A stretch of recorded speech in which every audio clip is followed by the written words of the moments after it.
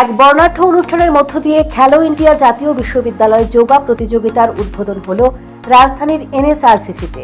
রবিবার এনএসআরসিসির জিমন্যাস্টিক হলে 3 দিনব্যাপী প্রতিযোগিতার সূচনা করেন ত্রিপুরা বিশ্ববিদ্যালয়ের রেজিস্ট্রার দীপক শর্মা, যুব বিষয়ক ও ক্রীড়া দপ্তরের অধিকর্তা সত্যব্রত নাথ, দপ্তরের সচিব প্রদীপ কুমার চক্রবর্তী সহ অন্যান্যরা। এই বিষয়ে দপ্তরের সচিব বলেন, 19শে ফেব্রুয়ারি থেকে শুরু হবে এই প্রতিযোগিতা। দেশের বিভিন্ন রাজ্য থেকে প্রতিনিধিরা এই খেলায় অংশ নেবেন। উত্তর পূর্বের 7টি রাজ্যে হবে এই প্রতিযোগিতা। একমাত্র মণিপুরে এই খেলা হবে না।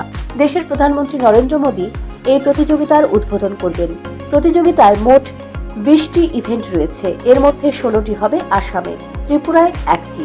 রবিবার রাজধানীর এনএসআরসিসিতে যোগাসন প্রতিযোগিতা অনুষ্ঠিত হয়েছে।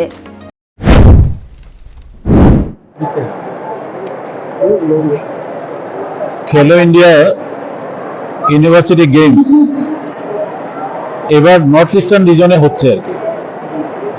আমাদের 8টি স্টেট আছে না, 8টি স্টেটকে অষ্টলক্ষ্মী বলা হয়। এই অষ্টলক্ষ্মী যেখানে যেখানে আছে সেখানে হচ্ছে। এর মধ্যে মণিপুরে হচ্ছে না। বাকি যে 7টা স্টেট আছে, এই 7টা রাজ্যে এই ইউনিভার্সিটি গেমসগুলি হচ্ছে আর কি। 20টি এরকম ডিসিপ্লিন আছে যে 20টি ডিসিপ্লিনে এই গেম হচ্ছে। আসামে সবচেয়ে বেশি, প্রায় 16টা গেম অনুষ্ঠিত হচ্ছে।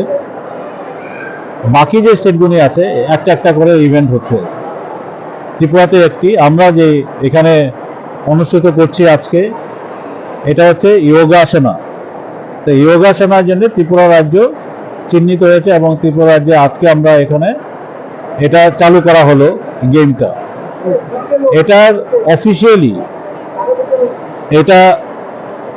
এই গেমটার অফিসিয়ালি যে ইনোগ্রেশন, এটা মাননীয় ভারতের প্রধানমন্ত্রী ওনার হাত ধরে হবে ভিসি মোডে। সেখানে ministry of youth affairs and স্পোর্টসের মাননীয় মন্ত্রী অনুরাগ সিং ঠাকুর সাহেব ওখানে থাকবেন।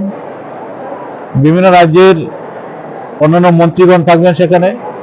আমাদের রাজ্যের মাননীয় মন্ত্রী ক্রীড়া ও যুব বিষয়ক উনিও থাকবেন সেখানে, টিঙ্কু রায় মহোদয়।